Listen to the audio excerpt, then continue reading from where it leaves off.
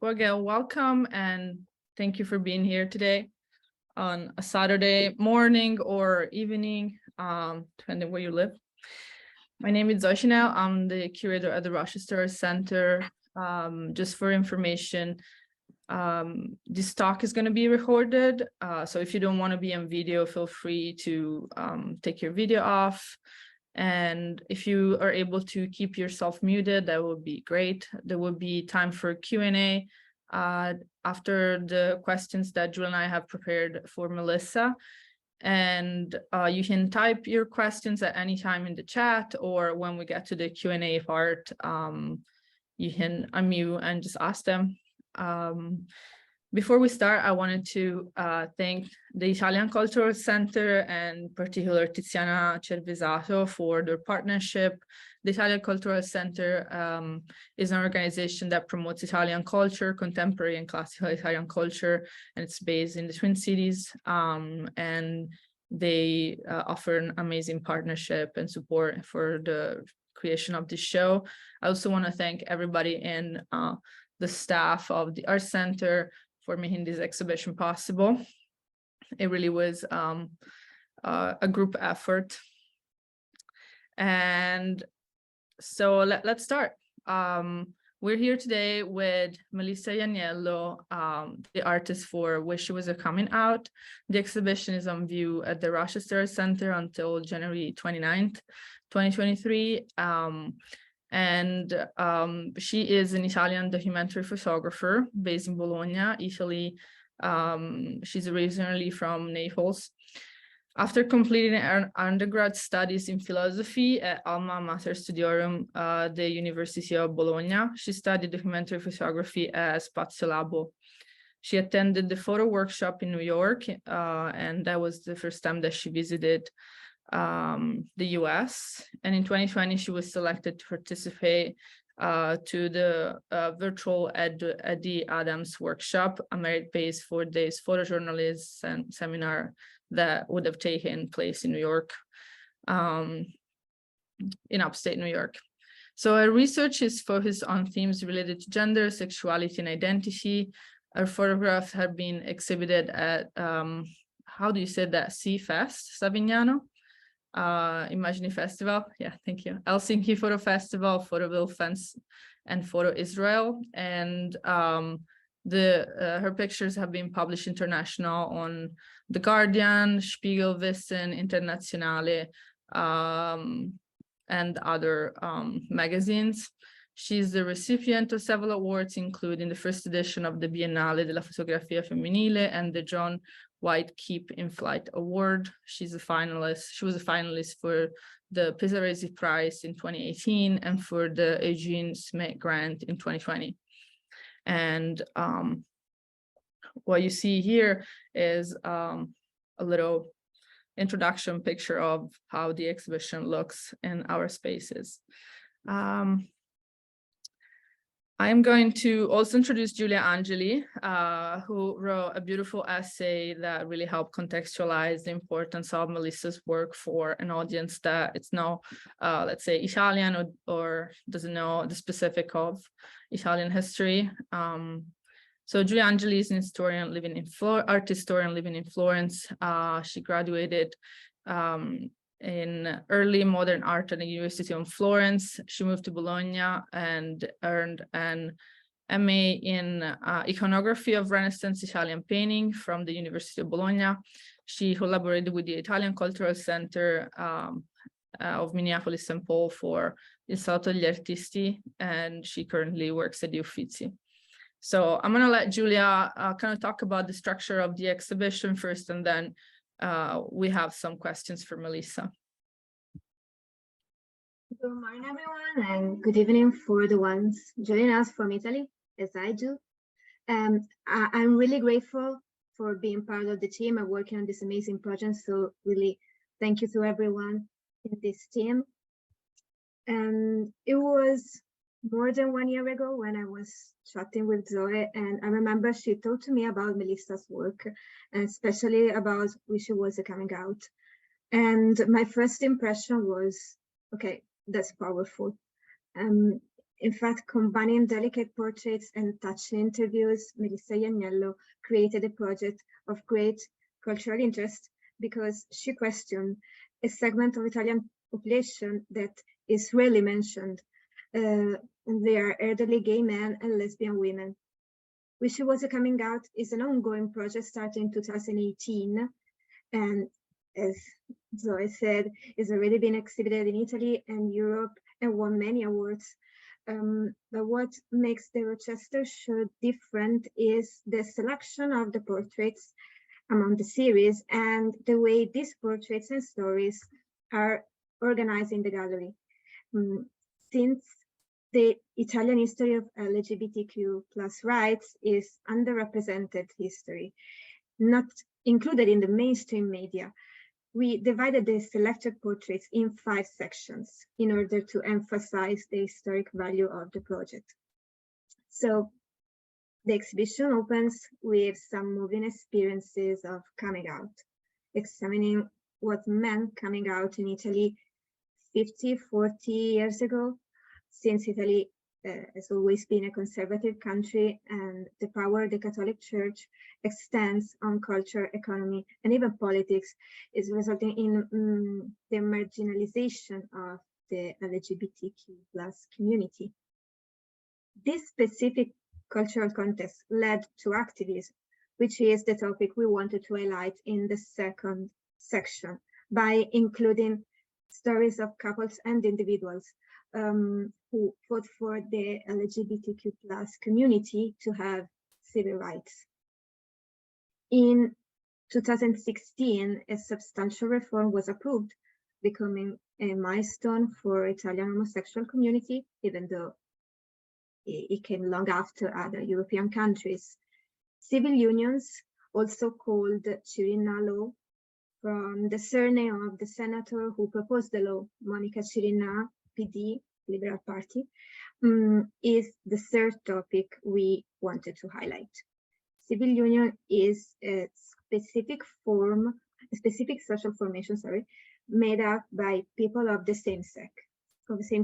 So it is not exactly the same as marriage, which is considered a union between a man and a woman. Despite the limitation of this legislation, including the right of parenting and adoption for the biological children of the partner of the same sex, many homosexual couples have chosen to join civilly. And we have some stories about that in this section. Also, the Cirinna law protects the life of the couple in its daily aspects, from the material subsistence and cohabitation to the most painful moments as mourning. The theme of mourning, seen as acceptance and resilience, is presented in some stories in the exhibition, and it is approached by the artist in an intimate and respectful way. Lastly, Wish It Was a Coming Out also opens to a dialogue on another taboo theme that is more universally relatable, which is ageism. Aging is not only about developing wrinkles or lack of sexual desire, as it often presented by media or advertisement. All the portraits and the voices brought up by Melissa Ianniello testify this new and deeper and tender image of elderly people. So that's a general description of the exhibition, but I don't want to steal any more time to the conversation with the artist. So thank you again for the time, and let's hear. Thank you, Julia. Yeah, as Julia said, we kind of really worked hard on trying to take this very this ongoing body of work that Melissa created and is still creating, and identify some of the recurring themes that you can see in the stories. So the way the exhibition is presented in the gallery, as you can see, as you saw from the pictures, is we have beautiful portraits of these individuals or couples, and then some of the large scale pictures of the home environments where they live and where Melissa took those pictures, and then a little story that's translated both in English and Italian. I'm gonna start with some questions so we can hear from Melissa now. So your portraits have a powerful visual and emotional impact. So the close-up shots of the interviewees show details of their facial expressions that we saw, and unique features that you can only see when you get really close to somebody.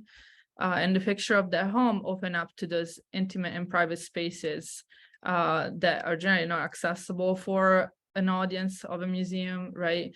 And they tell us more about their life and identity of those people that you interviewed. So how do you build this kind of deep trust with the people that you interviewed? And if you want to tell us a bit about your process. Thank you, Zoe. First of all, I want to say hi to everyone. I want to thank everyone for staying here. It's a kind of honor and a pleasure for being here. I want to thank you, really everyone from here, Zoe, Cinel, and Giulia Angeli, and also Tiziana Cervesato and the Italian Cultural Center. For me, it's really a big honor to be here as a guest, and also the public, because you are so important for me, you with your questions, if you will have for me. And yes, I'm gonna answer your questions. I wanna tell you another thing first. I have a bad coughing, so I apologize if I cough, because I'm coming from a bad flu. So if I should start to cough, please, sorry, but my voice is not the best voice in this moment. I'm coughing a lot. Okay. Say that I want to say that the process to get closer to my protagonist, to get trust by them, is a process coming from coming out. I want to say something about coming out. First of all, coming out is something dealing with trusting people. I mean, when you come out with someone, it means you are trusting that person and you are giving trust that person. So if you are giving trust that person, finally, it's like you are giving a gift to that person. It's like you are giving a part of your own world to that person. And it's like you are allowing that person to enter into your own world. So if you, for example, I can tell you something from my own story. When 12 years ago, more or less, I was my first year at university here in Bologna, the city where I still live. Now I'm 32. 12 years, 13 years ago, okay, I was in my first university year, and I was living this situation. My brother, he was in a teenager crisis period, okay? And he was still living with my parents, with our parents. And he came to Bologna to visit me for some days. He came to Bologna. I was a university student. He was still a high school student. And I wanted to try to find a way to catch his trust towards me. I wanted to find a way to find, the key to open a dialogue between me and him. So that's how I decided to tell him I'm a lesbian. And it came. One night I decided to tell him I'm a lesbian. And he listened to me, and he just said, he was really mature. He just said, "Are you happy?" And I answered, "Yes, I am." And he said, "So it's all right. It's okay." And it was really I think it was my most wonderful coming out I ever had. Was so moving, so beautiful, so strong. But what I want to say is, from that moment, he started to open with me because it worked. What I mean that I said to my brother, I am a lesbian. I opened myself with him. I gave my brother a part of myself. I gave my brother a big piece of my world. And in exchange, he gave me a part of his world. He started to tell me why he was living that big teenager crisis. So he trusts me, and he began to give me trust in exchange. So this is the same thing I've done with my protagonist in which it was a coming out. I began to tell my story. When I began the project, I was living from houses to houses because I was spending some days in every apartment with these people. I was being hosted by these people, and the way I found to be hosted by these people and to catch their trust was to be honest, to tell my story. So to tell about my grandparents, to tell them about my missed coming out with my grandparents, about my heavy luck, about my missed coming out, about this luck I felt. You know, I felt this luck about this coming out I didn't did, and I wanted to do this coming out with them. So I started to be honest with them, and in exchange, they started to be honest with me, and a dialogue started. I hope I answered your question. Excuse me for my bad English. Your English is great. And if you need help, just let me know. Yeah, I think it's just so powerful to like think about that kind of exchange, right? Like, and trust as a gift that you give to somebody, and then it automatically like kind of creates a sort of exchange, right?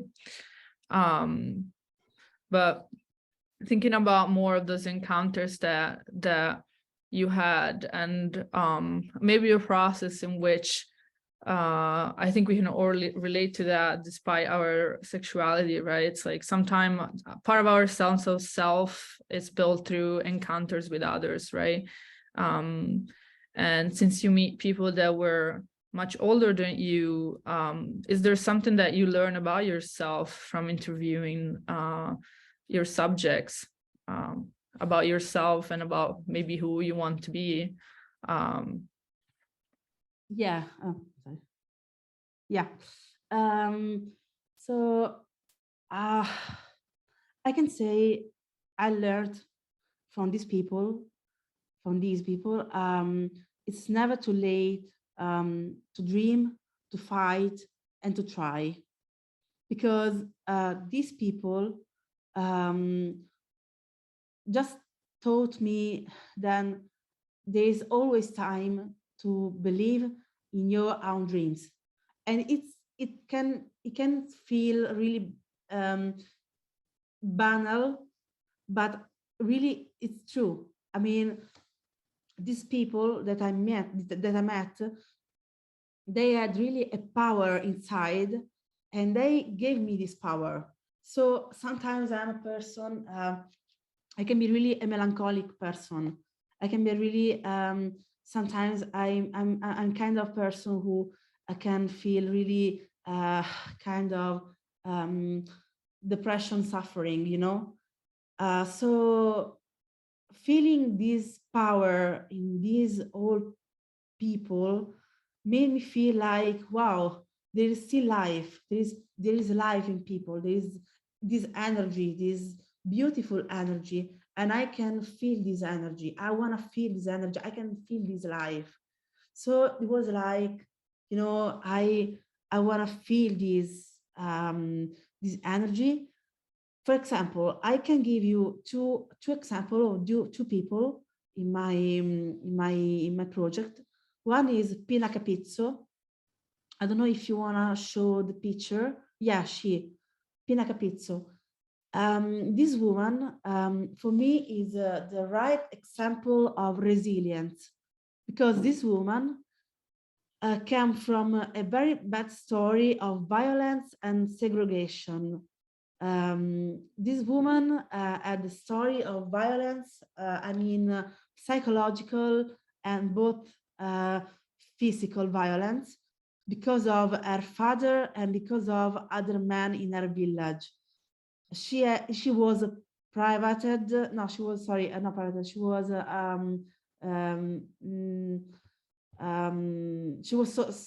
she was negated. She was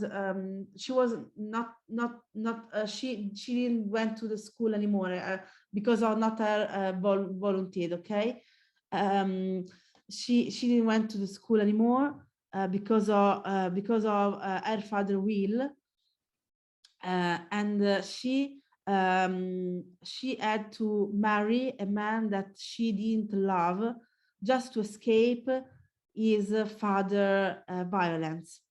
So Pina, until she was 50, had to stay with this man that she didn't love as a straight woman. But Pina, she knew as she was a young child that she was a lesbian, because when she went away from the school because of her father, she became in love with some girls, with a girl in particular, with a girl in her village. And when finally she got 50 years old, she found the courage, and she liberated herself. She became free, and she declared, I'm a lesbian. So she went away from her husband, and she started to live her life as a free woman who loves other women, and with a free art, free to love other women, to live her life. Now she is 66, and she still live her life free to live her life, without any imprisonment.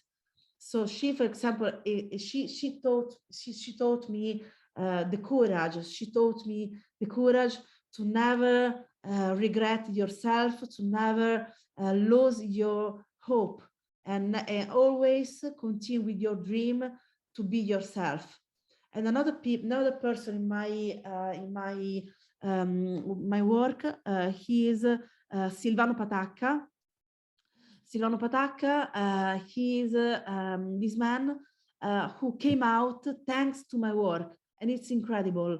It's totally incredible for me. I mean, it's an honor, of course, because when I met him, he was such a successful man in a job position, because he's a director in a theater. So he has a great job position and so on. But at the same time, he didn't come out, and he was more than 60. But finally, once he was 67, he came out, and he found the courage, thanks to my work, to come out. And now that he is 69, he is married with a man. Sorry. He's married with a man. He's 69. He's happy, and he found his way, So these people, and also all other people in my project, or everyone in such a way, taught me, everyone taught me to be yourself, to never let other people put your dreams away, and always believe in your dreams, always believe in yourself, always believe that you can do what you love, that you can do what you, the final teachment is something like, if you believe in something, just go there, take it, and go home with that thing. You are a winner, because you can believe in that thing, and you can take it. like a dreamer. So it's beautiful that these people, all people still dreaming. It's beautiful. Thank you. Thank you. And I think Pina Harpizzo is actually in this call. Hi, with your bird. Really? She's Ciao. here? Let me see. Ciao, grazie. Let me see. She's here. I want to see. Ciao. Ciao. Ciao Pina. Ciao Melissa. Ciao, che Ciao a bello. tutte. Ciao. Ciao, grazie. Yeah, my next question, it's kind of moving into one of the other topics that, you know, your complex and multi-layered work is about. So let's say that if we can like just summarize two of the main components of the exhibition and your projects are the portraits and the stories, right? So while the picture give visibility to a community that has been left out from mainstream media, as we said, the interviews contribute to actively uncover bits of the history of gay rights and activism in Italy. And I'm thinking here about the history of Unioni Civili that Giulia kind of introduced for everybody. And in the specific of your work through the story of these two men, Victor Palchetti Baird, I think it's his name, and Gianni Manetti, right? Yeah. So I'm going to read their story from Melissa's interview. So Victor is 70 years old and Gianni is 73. They live in Florence, Tuscany. Victor and Gianni have been a couple for 43 years.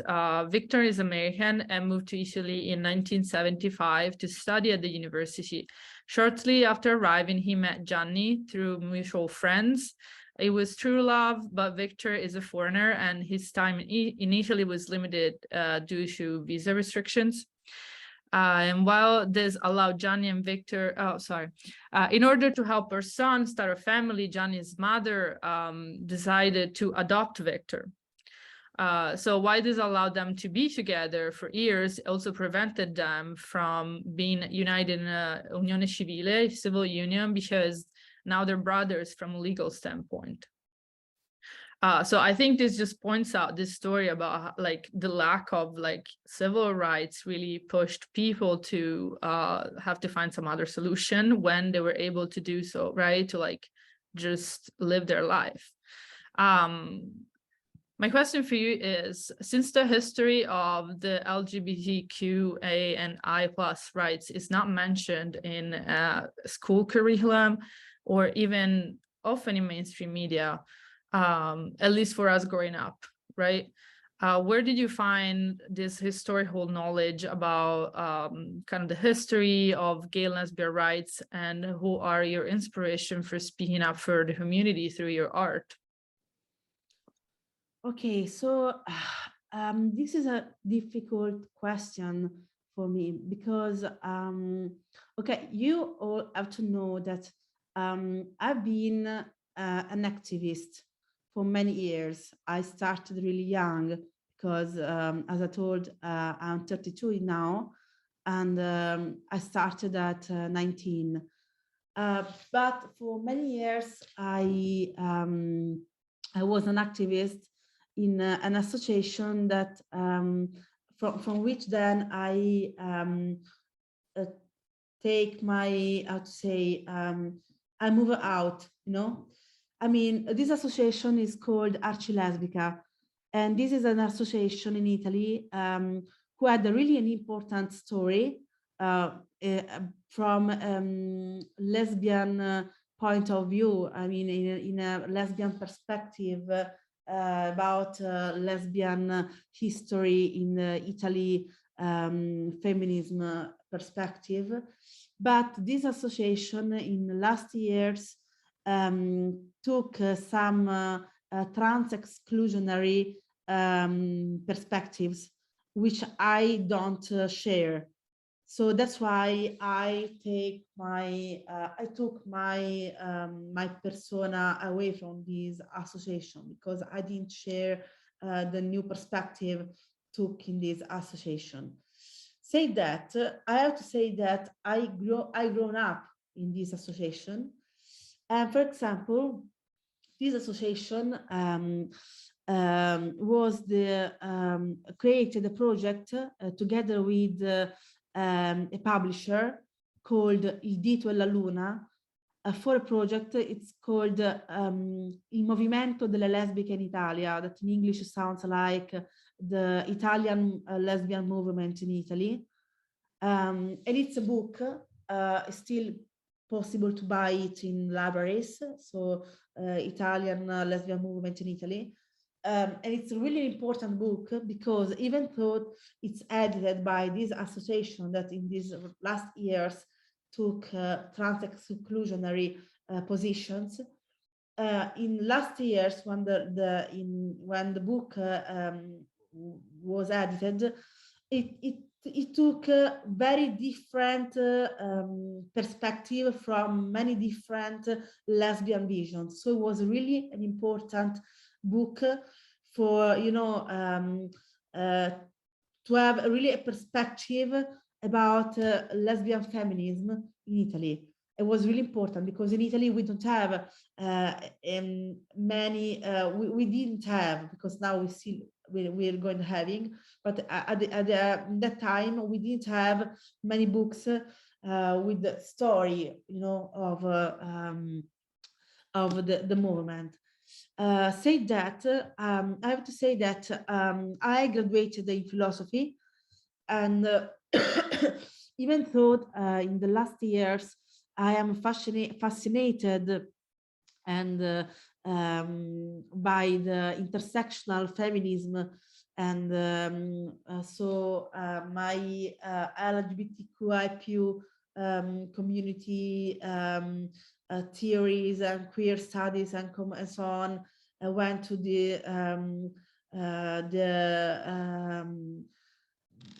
idea of the intersectional feminism.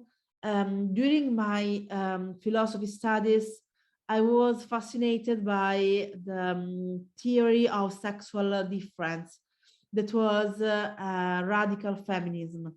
So it's like I am among these two sides, you know. On one side, I am fascinated by sexual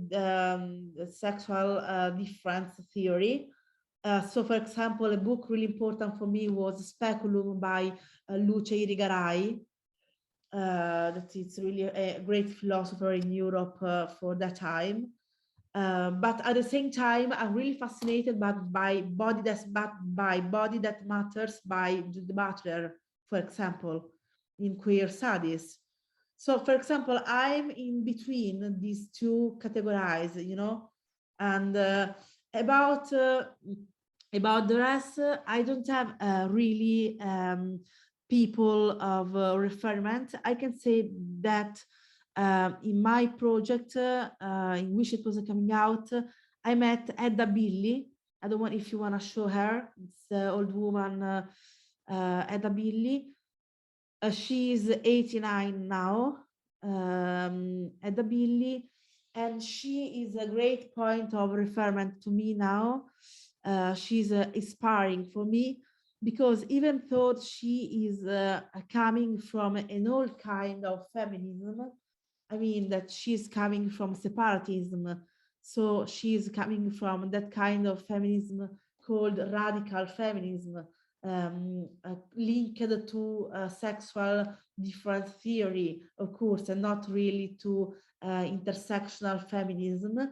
But at the same time, she taught me the importance of separatism, and thanks to her, I understood that any feminism can't exist without another one.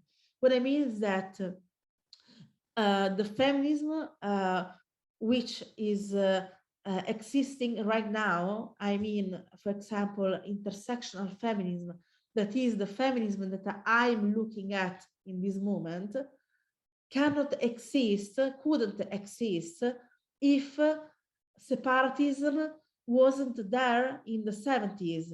So, for example, she told me that.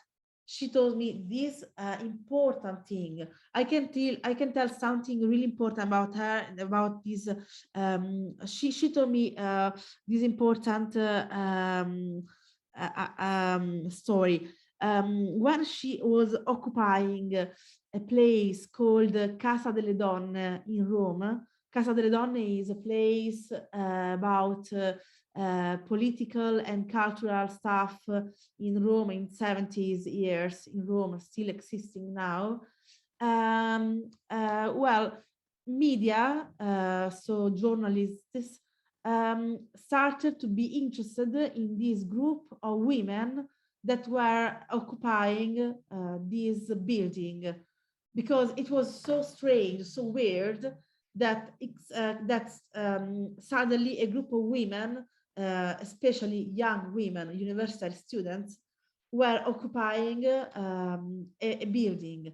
So journalists went there, televisions went there, and they were asking to this group of women, okay, so tell us, why are you occupying this building? What are you doing here? Why are you going to call this building Casa delle Donne, House of Women?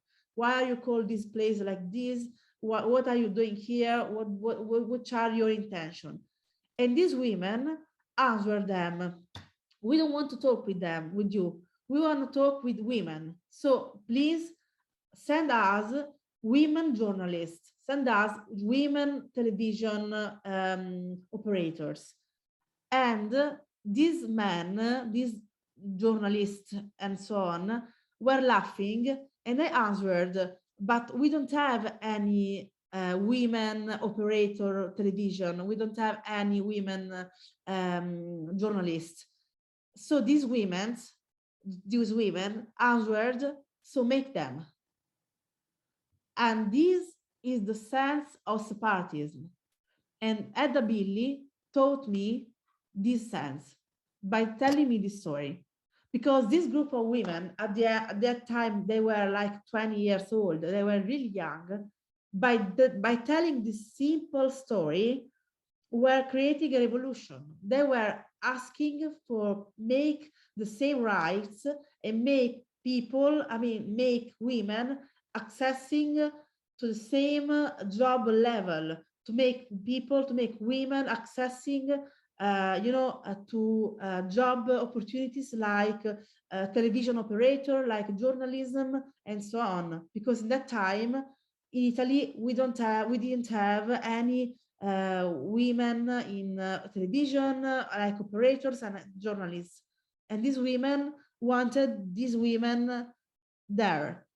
So that's why I think today, even intersectional and trans feminist feminism, that is the feminism which I look at, the feminism which I'm interested in it, couldn't exist without that feminist that is the separatism, that radical feminism. And this is another thing that this person taught me, and this is a person who is a great reference for me. Thank you. I think thank you for telling us a bit more about the history of feminism in Italy. It's literally something that we don't learn anywhere. And I think that's why your project is so powerful. And I think you just touched upon like a really important thing, like how, like, who is the right person to represent who, right? So this woman just wanted to have somebody who can understand their perspective, like in the media, right? To tell their story. That's powerful, and I'm sure that it led to like what we have today, right? Like more representation as women in media. And hopefully your project just becomes one of those things that allowed other women to like access those kind of positions. If if we have questions, if people have questions about some of the specific terms, maybe feel free to like type them in the chat or ask them later. I can translate, Melissa, if that's easier to like talk about complicated things. But my next question for you, I guess maybe it's a little more like, yeah, maybe a little bit more on the personal side, we'll call it. So the second groundbreaking goal of your project is humanizing older people, kind of going against what media serves us. So, you know, this anxiety producing images and messages about how we are not supposed to show any visible sign of age in our body, that it's like scary and not acceptable, right? The total underrepresentations that we have of like what it doesn't mean to age, and misrepresentation in TV shows, movie, advertisement, and all of that. Often I notice that characters that are a little older are generally like they maybe sometimes are caricatured, they're like made fun of, like they're funny, or they are pitiful characters because they're older and we just think about like what happens next, right? So your project, since your project began to with thinking about your relationship with your grandparents, right? We were wondering if they were a direct inspiration for like the way you decide to portray older people, right? So if you had a chance to take pictures of your grandparents, how would you do that? Well, this is another difficult question because my grandparents, if they were still alive now, they would be more than 90 now. So they would be older than majority of my protagonists of my project. My grandparents lived the Second World War, and I think the main thing would be this. I mean that there are two different things about my grandparents.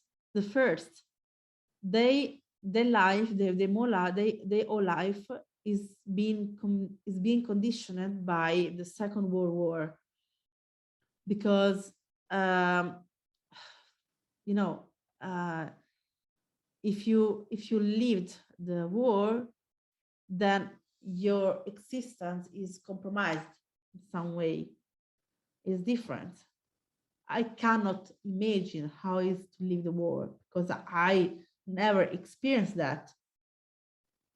But at the same time, if they were alive now, I would like to better get to know them. I would like to better get to into their intimacy, especially with my grandmas, because with my grandmas, I had a special relationship, both with them. But at the same time, because of with my maternal grandma, I never came out. With my paternal grandma, I finally came out, thanks to which it was a coming out. I finally succeeded and came out, thanks also to my protagonist who supported me and who helped me to do this coming out before it was too late. But at the same time, my grandma was really old, so I didn't enjoy so much the moment. I mean, yeah, I enjoyed the moment, but at the same time, I didn't have so many time to enjoy the time, you know, to live with her, the time of my coming out, you know, there. So what I mean is that if I could return return in the past, maybe I I would try to come out first, so to get their trust, as I was telling in your first question, you know, I would like to try to get the trust first, because if I told them about my sexuality, I could get something about them in exchange, and I could succeed in photograph them appropriately in such an intimate way. But unfortunately, it was not like that. So honestly, I don't know how it was, because I would love, if I return back, I would love to talk about my parents, my grandparents, about the war, and especially about they young lives when they were young, and about their desires when they were young. I would like to know who was the person behind the adult they became. I would like to know who were the person behind the adult person they became. So I would like to photograph that young person, and that's the person I would like to photograph. But to do this, I would need to get intimacy with them, an intimacy that maybe I never get. Thank you. I think it's like, it's really profound. And again, I think I don't know how anybody in this like Zoom room feels, but despite sexuality and all of that, I think we all have things that we wish we would have told to somebody who's not here anymore, right? And that it's one of the universal powers, I think, superpowers of your project, right? And really thinking about like to be vulnerable first, so that you can make somebody else feel okay being vulnerable, right? You create that space for others and for yourself. My last question before we open up to Q&A, and again, just invite everybody to like write questions in the chat if you like. I'm going to post some of links of Melissa's work, the Art Center website, where you can get more information about the show. And if you haven't checked out the chat, there are the stories that we kind of mentioned. They're both in English and in Italian. They're posted in the chat. But yeah, my last question for you is, this project, Wish Was a Coming Out, can be considered an archive of individual testimonies, but also a sort of collective record of the fight for civil and human rights in the lesbian and gay community in Italy in the past 40 years, right? So beyond this absolutely relevant historical value of the project, can you tell us what does it mean to be young and gay lesbian in Italy today, and what are the hopes and dreams for current generations in terms of equality, access to civil rights, and representation? Yeah. Another difficult question. You're doing great. Thank you for, being so generous in like trying out English. It's really not. Sorry for my bad English. No, you're great.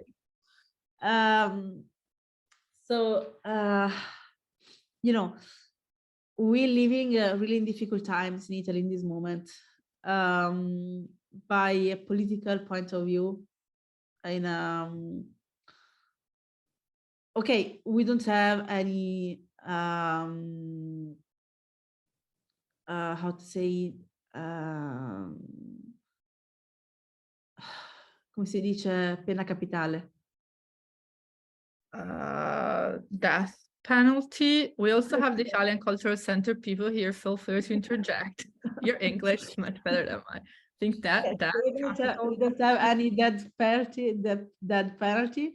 but at the same time, we're not living a cool period about civil rights, because as maybe someone of you know, maybe really recently a new president was elected. She's a woman coming from a very conservative party, from an extremist right wing. It's called Fratelli d'Italia, and she is Meloni, Giorgia Meloni. And honestly, time was not really good also before her, but with her, you know, everything is gonna be concrete. So just to know, just to give you some fact in concrete, 4 days ago, an association called Provita. Provita is pro-life. I think it's famous in all the world because it's worldwide association. I mean, pro-life is those kind of organization against abortion. Okay, so pro-life in Italy just made how to call it a denounce, okay, a group denounce. This happened 4 days ago, about against 150 schools, high schools, which decided, which were guilty, which were guilty, to have approved the alias career for transgender people. So it means that all the schools, in fact, 150 schools, high school in Italy, that approved alias career for transgender people. Alias career means that if you are born female, but you feel you are a male, you want to adopt a male name, you can do it, okay? And many schools, fortunately, adopt this rule, okay? So this make the child, the kid, okay, the boy or the girl, the student, okay, not feel discriminated. So you can use the toilet, the bathroom you want. You can sign your homework with the name you want. You can, for example, if I am Melissa, but I want to be called Tom, I can be called Tom, okay? Because I feel I am Tom and I'm not Melissa. So Provita, pro-life, wrote this denounce against 150 schools to stop this thing, you know, this cool thing. And many schools, okay, the most powerful schools still are existing. But the schools which are less powerful are giving up, okay, and they are suspending this rule. So, for example, because of pro-life, some students cannot be Tom anymore, but they are Melissa again. And this is just something happened 4 days ago. And another thing, last, I don't remember, it was last 24th of October, a girl, her name was Chiara, 19 years old, from Naples, the city where I was born. She was a transgender girl she just killed herself. She committed suicide so young, just 19 years old, because she was bullied and she was receiving violence and segregation and many other kind of violence, because she came out something like 2 years ago when she was 17, but her family didn't accept her, and her school didn't accept her, and her friends didn't accept her, and society didn't accept her. So even though she tried to contact an association for gay help center for help, finally she had enough and she committed suicide. And this is just 2 cases in the last 2 months, just to tell you something. But in Italy, every year, lots of cases like these happened. Lot of cases like these. This is just two cases in the last 2 months, but there's a lot of cases like these happened. Lot of suicides every years, and people bullying, and people harassed, and so on, because then all these things is linked to misogyny, I think misogyny in English, okay, and so on. So in this moment, the problem is that the right wing in parliament, and also outside the parliament in the more extremist wings, is convinced that there is this gender ideology, and that this gender ideology make your child become gay, or that make your child become lesbian, or make your child become trans. And this is really dangerous, not the gender ideology, but the thing that people think that there is this gender ideology. But because the problem is that people are convinced that there is this ideology, and people don't respect the fact that everyone should be who you are, you know? So what I mean is that many parents, many adults, because the problem is that society is divided into 2 sides, because young generations, they are ready, they are fluid, they are ready, they are really skilled generation, and they are really ready to accept and to welcome diversity.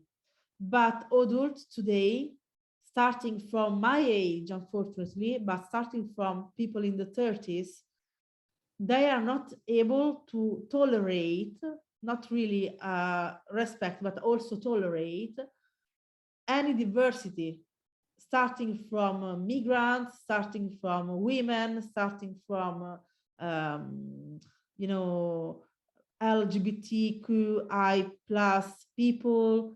So sometimes people say, yeah, but you don't have any death capitality punishment. Yes, but it doesn't mean that we don't have any problems in civil rights, because in this moment it's really problematic, the point, because okay, we don't have, fortunately we don't have, we are not that kind of country where you are killed officially by your country, you know, you are not killed by your country, but you are killed by society. Because if you are committed suicide because you are just guilty of being yourself, then something is wrong in your country.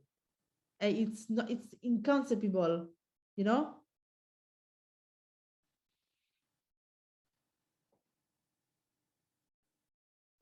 Thank you for, thank you for giving us some more information about what it's like currently like, what people are facing, and especially young people, new generations.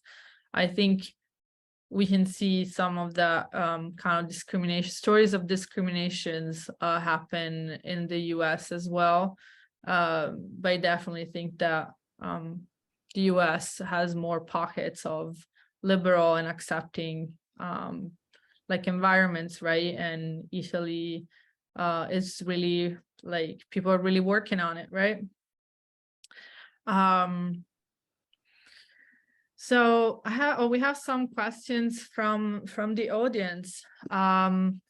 Alicia is asking, and I'm gonna translate in Italian. I'm gonna read in English and then translate in Italian if that helps. I'm wondering if you will do any series focused on trans or gender non-conforming couples. Quindi se hai dei progetti che si focalizzano sulla comunità transgender. Quindi questa è una domanda. And the other one is, are you also interested in making connection with other countries where LGBTQ rights are major issues, are a major issue, such as Turkey? And Alicia is asking about Turkey because she has a personal interest in that community, and she's Turkish American. E quindi l'altra domanda è se hai modo o interesse nel, come si può dire, creare dei ponti con altri paesi e altre persone che fanno questo tipo di lavoro in paesi in cui i diritti LGBTQ sono, insomma, sono ancora lontani da dove dovrebbero essere, ecco. Ok. E sentiti libera di rispondere in inglese o in italiano e io farò del mio meglio per tradurre. No, ci ho preso gusto a parlare in inglese. Vai. I will still answer in my bad English. Hi, Alicia.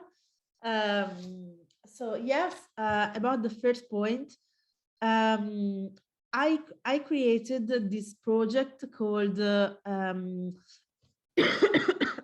sorry, My Girl is a Boy. It's not really about couples, but is about a trans person. You will find it on my website. Maybe Zoe can link it. My Girl is a Boy, especially it's about my ex-boyfriend, because yes, I'm a lesbian, but I had this experience, which is like a sort of label destroyers, which I fell in love with the trans man. That was my ex-partner. So assigned female at birth, he started transition, and then he left me, and I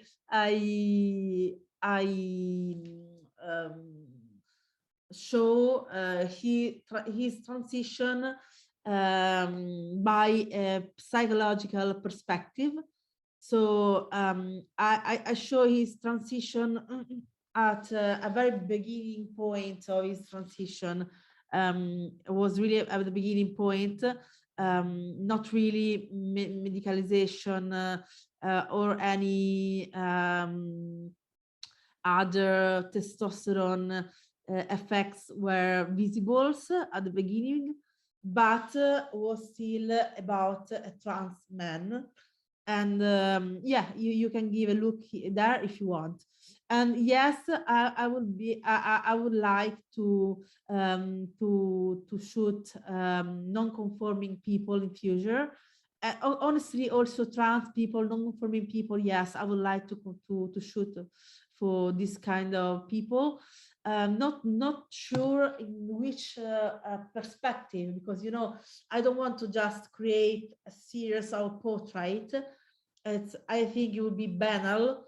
I would like to create a story behind that. So for example, in which it was a coming out, the story was, okay, the double coming out, the intergenerational coming out. So between me and between these people, between this coming out in, I mean, I think Julia really explained it well in her essay in explaining my project. I mean, if you had the possibility to read her essay, it's really well explained why, which is the sense of which it was a coming out. I read it. It was really, really beautiful essay. And in future, I would like to create a project about trans or non-conforming people, but I still have to find a perspective. I'm missing it. So before I'm trying to find it. And about the second point, yes, of course, I would love to find the connections, but first I would need to find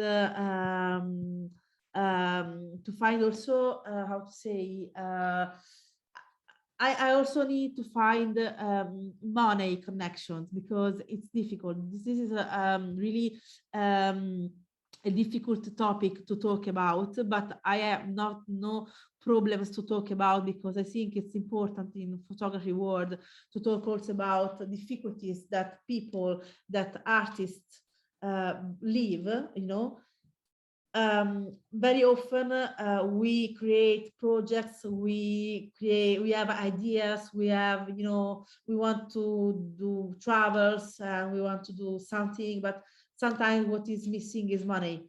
It's really difficult, because sometimes you want to create a project, but you don't have the fund to create that project, and you want to try to win, for example, you want to try to win a grant, but then you don't win it. If you don't win it, you don't win some money. And if you don't have that money, you can't create that project. For example, when I was a finalist for the You Just Meet grant, that for me remained one of my most important achievement, because this is one of the most important grants in USA. But it's also a very important grant by an economical point of view, because it's $40,000. I was finalist, but I didn't win it. So I was between 9 finalists of this grant. I was between the 9 finalists. And for me, it was really a cool thing. I was so proud for myself. I was so happy for that. But the reality is that I didn't win it, So if I win it, I could get $40,000 dollars to realize my projects. Didn't win it means that I didn't get that money. So sometimes you want to create connections, but it's difficult because you don't have money.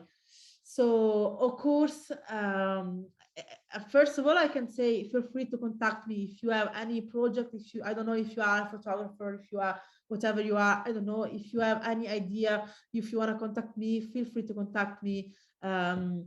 Maybe Zoe can also send my contacts over the chat. I don't have any problems to share my email, because I'm also always happy to share my email if someone want to contact me.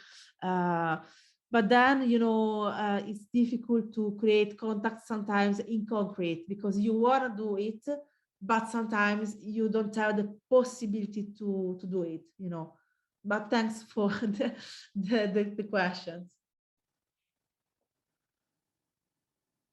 I mean, thank you for being so transparent about how hard it is for, I think, contemporary artists that work on difficult topics to make a living in, I think, every country, Italy in particular, right? In the chat, there is Melissa's website where you can find her email, and then link to the website of the Art Center where you can find information about the show, and also an article that was published on Vogue Italy, for Vogue Italy a few months ago, and it's an interview between Melissa and can't remember her name. Is there any other question before we kind of wrap it up. We went a little over the hour time, but it was so interesting. I would like to say something, but I'd like to say it rather than write it. Yeah. Hi, Please. hi Melissa, my name is Tommaso. Ciao, piacere. I'm here by chance today, or maybe not by chance. I have a first, I don't know if I have a question or I have a series of thoughts that what you said made me think about and brought into me.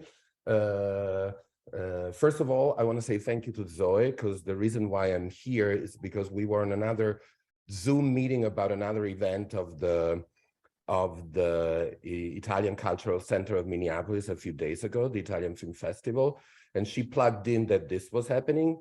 So I have to say and she started talking about it's a journey through photography, storytelling, and already there she had me interested. But then when she said gay and lesbian older men and women, I was like, oh my God, at this point I was still gonna be there already with storytelling and journey.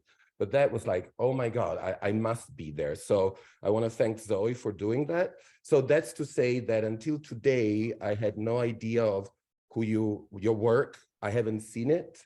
And this is from today is what I've learned about you and your work. And I want to really, really thank you under many perspectives. One is of a gay man who is aging and will soon be at the age in which we disappear as gay, as lesbians, and we don't exist anymore. And thanks to your work, your subjects continue to exist, not only to exist, but to tell about their incredible and difficult and brave and desperate stories to all of us, at least here in Minnesota today. So thank you for that. I want to thank you for your courage and your courage both in approaching all of this in English, because I could see that sometimes you were struggling, but you really wanted to, and that is wonderful, and you did an amazing job. I'm not saying like I love that about you. I say how much I understand how much it must have been hard to leave Archilesbica for you, and what a difficult time of conflict and pain that must have been for you.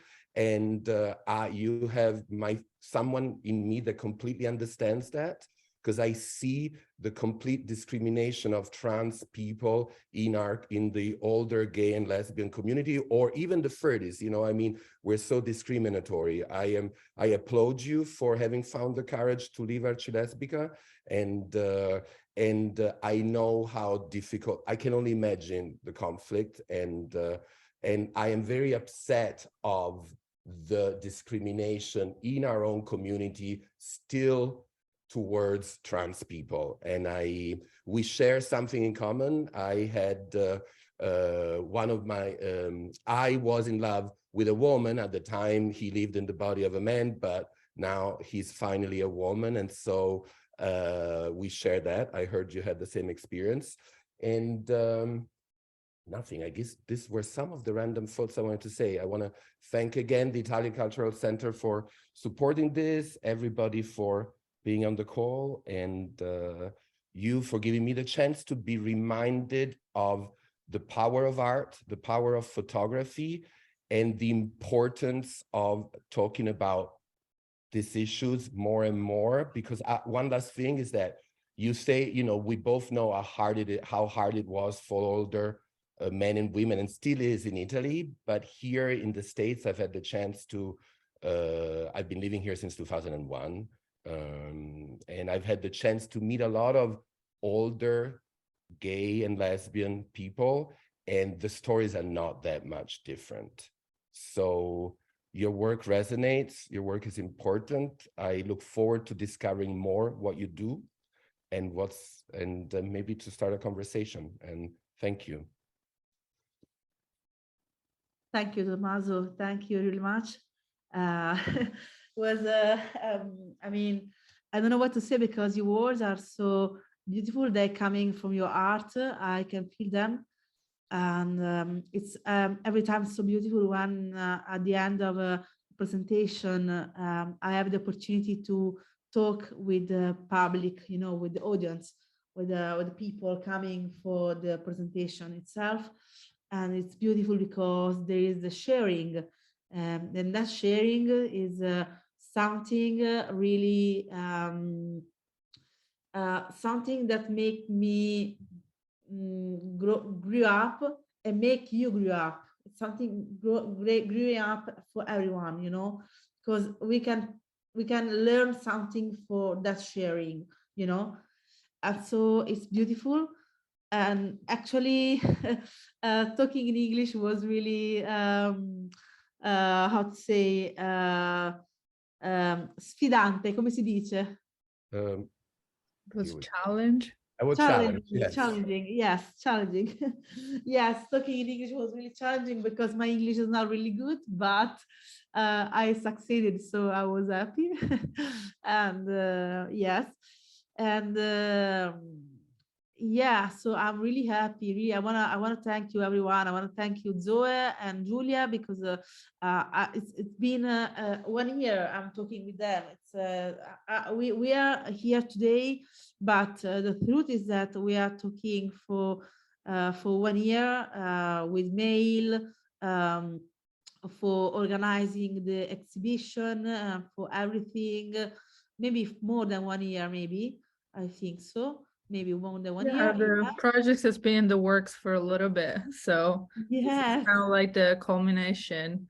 Yeah, And it's been really beautiful to share all these. I'm so proud for this exhibition.